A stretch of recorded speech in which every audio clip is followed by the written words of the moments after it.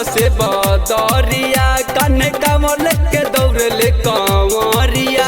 देखो सावन में बरसे बदरिया कन्ने कांवर लेके दौड़ले कंवरिया। पिया हमारो के संगे ले ले चलना बोले चार चक्का बुके एगो कलना।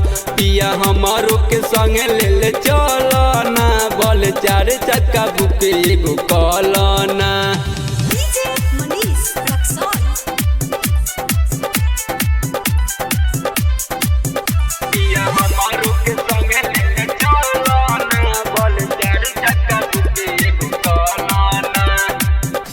सावन के पावन सैया होला त्योहार हो।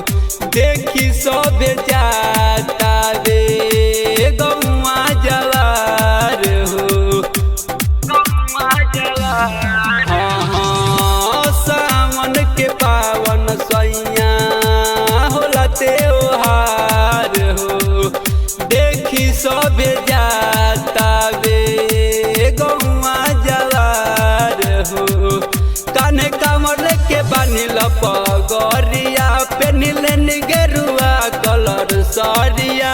पैसा कौड़ी भी बेसी तू ही धलना बोले चार चक्का बुके एगो कलना। पिया हमारो के संगे ले ले चलना बोले चार चक्का बुके एगो कलना।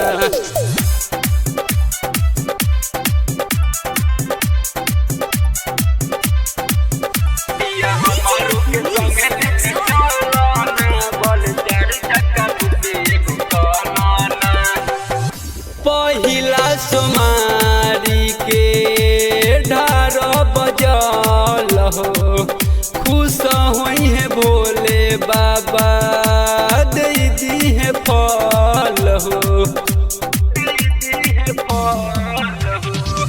पहिला सोमारी के ढार बजल हो। खुश होई है भोले बाबा फल हो।